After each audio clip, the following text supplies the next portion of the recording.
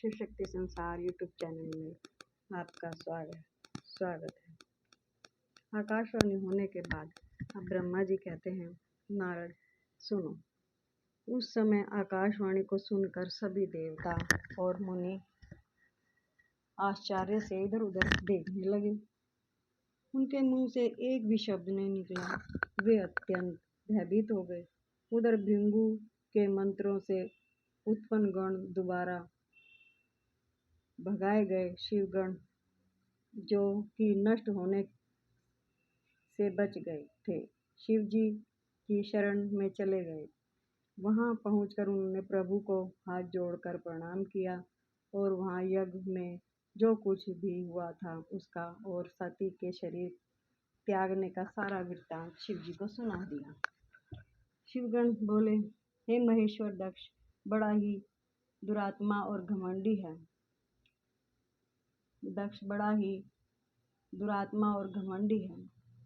उसने माता सती का बहुत अपमान किया है। वहां उपस्थित देवताओं ने भी उनका आदर सत्कार नहीं किया। उस घमंडी दक्ष ने यज्ञ में आपका भाग भी नहीं दिया। हे प्रभु, दक्ष ने आपके प्रति बुरे शब्द कहे हैं। आपके विषय में ऐसी बातें सुनकर माता क्रोधित हो गई और उन्होंने पिता को बहुत निंदा की। जब दक्ष ने उनका भी अपमान किया तो वे शांत होकर सोचने लगी। फिर उन्होंने वहां उपस्थित सभी देवताओं और मुनि को फटकारा जिन्होंने आपका अनादर किया था। उन्होंने कहा कि शिव जी निंदा सुनकर मैं जीवित नहीं रह सकती। यह कहकर उन्होंने योग अग्नि में जलकर अपना शरीर भस्म कर दिया। ये देखकर बहुत से पार्षदों ने माता के साथ ही अपने शरीर की आहुति दे दी। तब हम सब शिवगण उस यज्ञ को विध्वंस करने के लिए तेजी से आगे बढ़े, परंतु भृंगु ऋषि ने मंत्रों द्वारा गणों को दोबारा से उत्पन्न कर आक्रमण करते रहे। हम में से बहुत से गण को उन भृंगु के गणों ने मार डाला। तब वहां आकाशवाणी हुई जिसने कहा कि दक्ष, तुम्हारा अंत अब निश्चित है तथा जो भी देवता व मुनि तुम्हारा साथ देंगे वे भी पाप के भागीदार बनेंगे, मृत्यु को प्राप्त होंगे।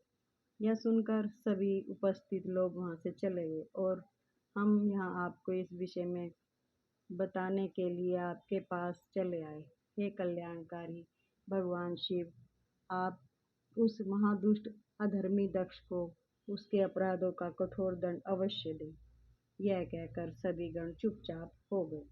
अब ब्रह्मा जी बोले, सुनो नारद, हे नारद, आपने पार्षदों की तो बातें सुनकर भगवान शिव ने उस यज्ञ की सारी बातें और जानकारी जानने के लिए तुम्हारा स्मरण किया। उसने स्मरण करते ही तुम वहां पहुंचे और भक्ति भाव से नमस्कार करके चुपचाप खड़े हो गए। तब महादेव जी ने तुमसे दक्ष के यज्ञ में विषय में पूछा। तब तुमने उत्तम भाव से उस यज्ञशाला में जो जो हुआ था वह सब वृत्तांत उन्हें सुना दिया। सारी बातों से अवगत होते ही भगवान शिव अत्यंत क्रोधित हो गए। पराक्रमी शंकर के क्रोध का कोई अंत न रहा। तब लोकसहारी शंकर ने अपनी जटा का एक बाल उखाड़कर उसे कैलाश पर्वत पर दे मारा। जैसे ही वह बाल जमीन पर गिरा, उसके 2 टुकड़े हो गए। उस समय वहां बहुत भयंकर गर्जना हुई।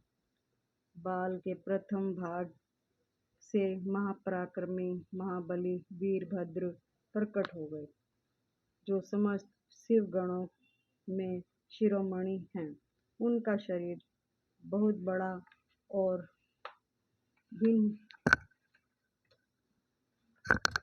और विशाल था। उनकी 1000 भुजाएं थीं। उस भुजा से दूसरे भाग के अत्यंत भयंकर और करोड़ों भूतों से घिरी हुई थी। माँ काली भी उत्पन्न हुई। उस समय रुद्रदेव के क्रोध पूर्वक सांस लेने से 100 प्रकार के ज्वर और अनेक प्रकार के रोग पैदा हो गए।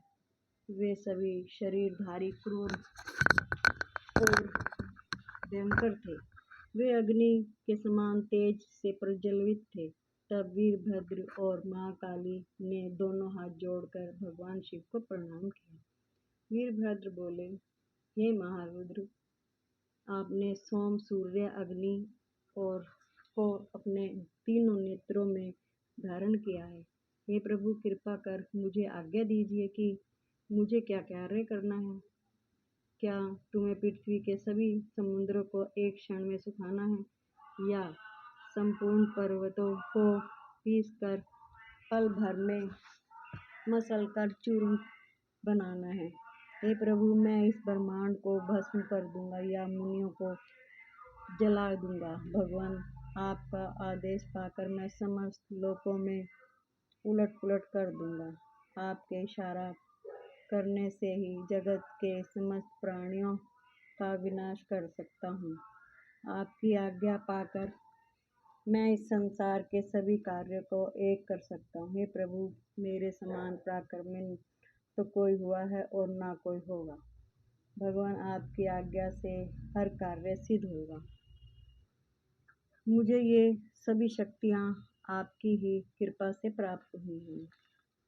बिना आपकी आज्ञा के एक तिनका भी नहीं हिल सकता। हे करुणा निधान, मैं आपके चरणों में प्रणाम करता हूँ। आप अपने कार्य की सिद्धि की जिम्मेदारी मुझे सौंपिए। मैं उसे पूर्ण करने का पूरा प्रयास करूँगा। हे प्रभु, आपके चरणों का मैं हर समय चिंतन करता हूँ। आपकी भक्ति परम भक्त है। आप बिना कहीं अपने भक्तों को समस्त इच्छाओं को पूरा करते हैं। हे मनोवांछित और अभिष्ट फल देने वाले, प्रदान करने वाले, आप भक्त वत्सल्य हैं।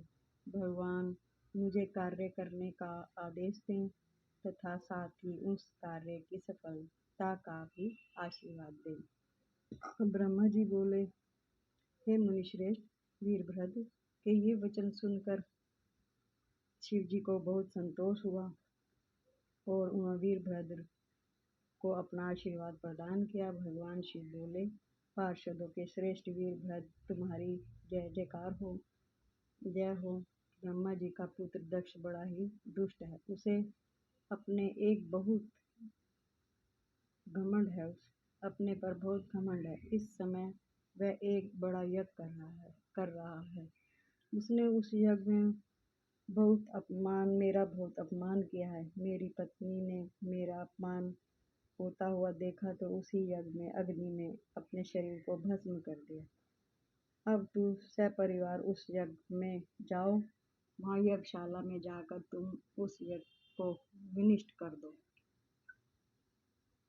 यदि देवता, गंधर्व अथवा कोई अन्य तुम्हारा सामना करे तो तुम्हें ललकारे तो भी उसे वहीं भस्म कर देना। दधीचि की दी हुई चेतावनी के बाद भी जो देवता गण वहाँ यज्ञ में मौजूद हैं, तुम उन्हें भी भस्म कर देना, क्योंकि वे सभी मुझसे बैर रखते हैं। तुम उन सभी को बंधु बांधवों सहित जलाकर भस्म कर देना।